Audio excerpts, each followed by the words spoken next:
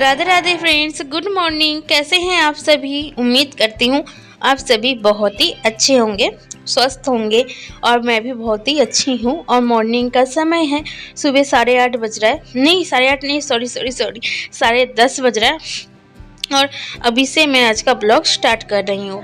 बाबू यहाँ पे मेरे साथ बैठा हुआ किचन में, क्योंकि ना बाहर चल रहा है बहुत ही ज़्यादा ठंडी ठंडी हवा, तो उसमें बाबू को मैं बिल्कुल नहीं छोड़ना चाहती हूँ। तो बाबू मेरे साथ यहाँ पे बैठा हुआ है। बाहर ना अभी भी धूप बिल्कुल नहीं निकला है और मैं दोपहर का लंच बनाने की प्रिपरेशन कर रही हूँ। और आप सबको पता है, मैं गई थी मेरे मामा के घर। वहाँ पे ना मेरी नानी और एक नानी रहती हैं, उनने घर पे ना बहुत सारे पेड़ पौधे लगाए हैं। तो वहाँ उनके यहाँ से नानी ने आते टाइम ना मुझे दे दिया इतना बड़ा सा एक पपीता। और कच्चा पपीता का ना सब्जी बहुत ही अच्छी बनती है और हेल्दी है, खाने में बहुत ही अच्छा लगता है, टेस्टी भी है और हेल्दी भी है। तो आज मैं कच्चे पपीते की सब्जी बनाऊंगी। तो बहुत लोग ये कच्चे पपीते की सब्जी ये सुन के ना कहेंगे क्या इसका सब्जी कैसा लगता है, लेकिन आप बनाओगे ना तो बहुत ही अच्छा लगता है। डॉक्टर भी रिकमेंड करते हैं कच्चा पपीता का जो सब्जी है वो खाने के लिए।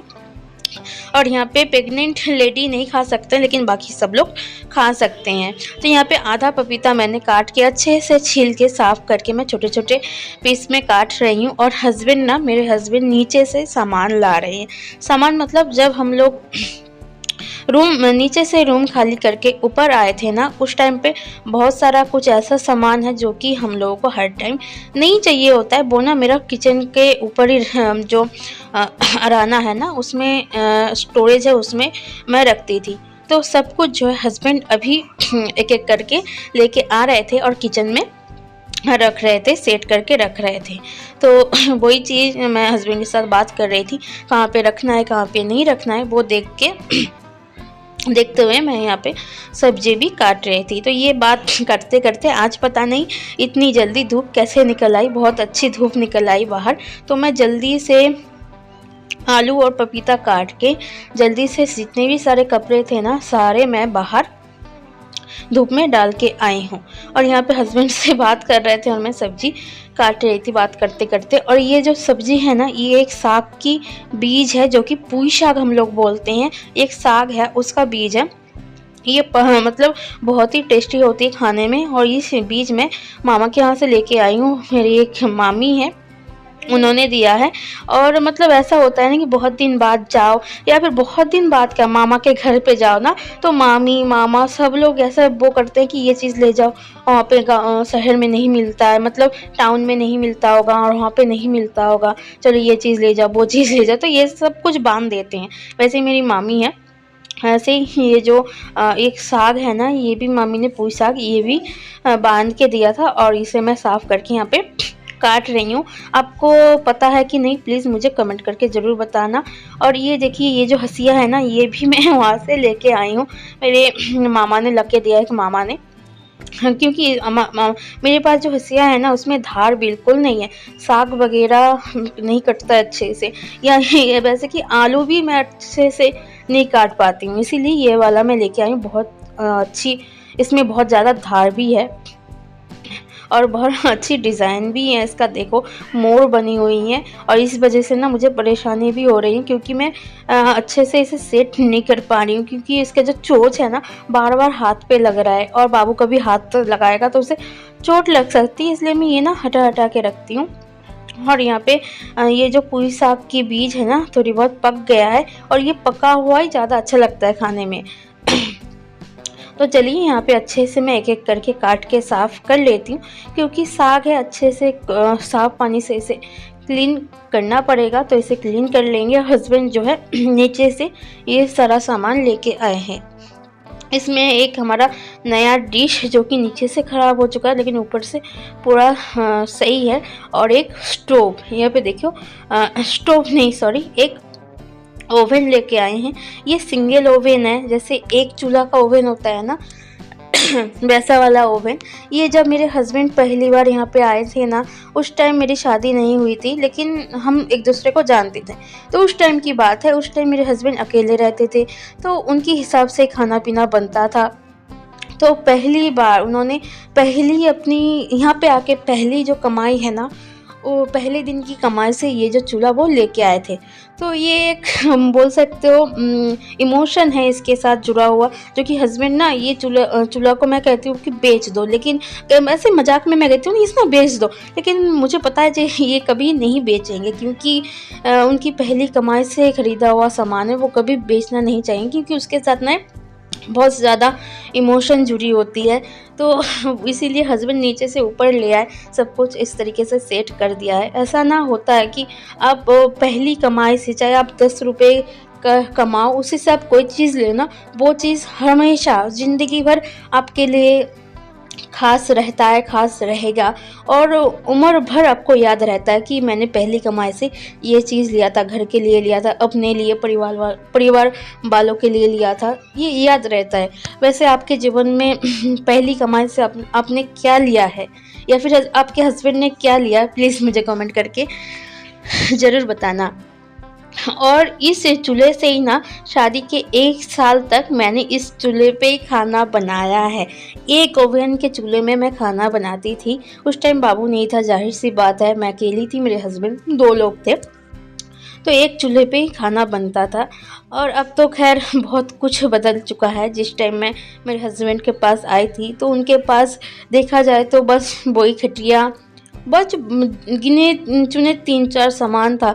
अब जो है मैं आने के बाद बोल सकते हो कि मेरे वजह से ही, मतलब मैं खुद, मुझे ये चीज़ चाहिए चलो ले आते हैं, वो चीज़ चाहिए चलो ले आते हैं। घर में ना जब तक औरत नहीं आती, एक औरत घर को घर बनाती है, मकान को घर बनाती है, ये बस सच है। क्योंकि जब घर में औरत नहीं होती है ना, उस घर का कोई भी मान नहीं रहता है। जब उस घर में एक औरत आती है तभी उस घर को, मतलब ऐसा लगता है घर है, हाँ ये मकान घर बन चुका है, तब ऐसा लगता है।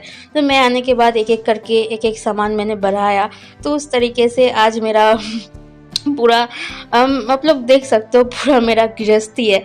तो वही है, फिर भी जो है ना पुरानी जो बात है कभी कभार याद आती है, और बहुत ज़्यादा इमोशन उसमें उसके साथ जुड़ी होती हैं। बहुत ज़्यादा ना मुझे एक अच्छा भी लगता है, और ना बहुत ज़्यादा मैं मिस भी करती हूँ।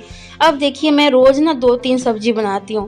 पहले क्या होता था, पहले एक सब्ज़ी से हम लोग 2 टाइम खाना खाते थे। उस टाइम मुझे ऐसा नहीं लगता था कि 2 सब्ज़ी की ज़रूरत है, 2 लोग हैं कितना चाहिए। लेकिन अभी भी देखिए हम 2 ही लोग हैं, बस बाबू छोटा है, फिर भी 2-3 सब्ज़ी के बिना हमारा अच्छा पेट नहीं भरता है, या फिर अच्छा ही नहीं लगता है। दोपहर में 2 सब्ज़ी बनाती हूँ, कभी-कभार रात में भी मुझे बनाना पड़ता है। लेकिन जो है, जो मतलब उस टाइम जो हालात था हम लोगों का, उस हालात में रह के हम लोगों ने एडजस्ट किया। अब इस टाइम जो हालात है हमारे हम लोगों के साथ, जो टाइम हम लोग इस टाइम बिता रहे हैं, तो उस टाइम के साथ हम लोग एडजस्ट कर रहे हैं। तो ऐसे ही कुछ है कि ख़राब टाइम में भी अच्छे से रहना सीखना पड़ता है, और अच्छे टाइम में भी अच्छे से रहना सीखना पड़ता है। ये नहीं कि अब अच्छे टाइम आपका आ गया है तो आप बहुत ही ज़्यादा अय्याशी करो, ऐसा भी नहीं। और ख़राब टाइम में ऐसा नहीं कि आप बहुत ज़्यादा रो, या फिर दूसरों के सामने गिड़गिड़ाओ, हाथ फैलाओ, ऐसा भी नहीं। क्योंकि ख़राब टाइम तो ऐसे आता ही है, सबके जीवन में ख़राब टाइम भी आता है और अच्छे टाइम भी आता है। तो इसलिए ना बुरे टाइम को भी हंस के विदा करना चाहिए, हंस के जो है एक्सेप्ट करना चाहिए, और अच्छे टाइम को भी, ज़्यादा अच्छे टाइम आए तो ज़्यादा खुशी भी नहीं मनाना चाहिए। तो वही बात है, जो मतलब हालात के साथ ना हम लोग एडजस्ट कर लेते हैं, तो वही बात है। और एक ओवन के बात छेड़ के मैंने कितनी सारी बातें कह दी आप लोगों को। तो वही बात है, उस टाइम की बात अलग थी, अब इस टाइम की बात अलग है। और मैंने आप लोगों के साथ बात करते करते ना जो पुई साग की सब्ज़ी है वो भी मैंने बना लिया है। उसके अंदर मैंने आलू ऐड किया है, और 5 फ़ोरन तेल में फ़ोरन देके उसमें हरी मिर्च ऐड करके उसे बस मैंने फ्राई किया। और यहाँ पे बन गया चावल। और ये चावल ना मैं चावल में इसे पानी इससे मतलब पानी अलग कर लेती हूँ।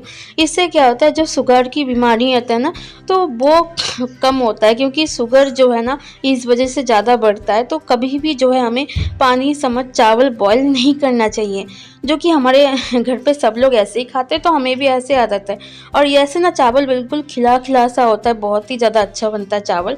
और यहाँ पे चावल बन गया था। अब मैं बनाऊँगी जो है पपीते आलू की सब्जी। तो मैंने तेल गरम हो चुका था और यहाँ पे 5 फोरन और सूखी लाल मिर्च ऐड किया और यहाँ पे आलू और पपीता मैंने ऐड कर रही हूँ। नमक ऐड करके इसे अच्छे से मैं फ्राई करूँगी।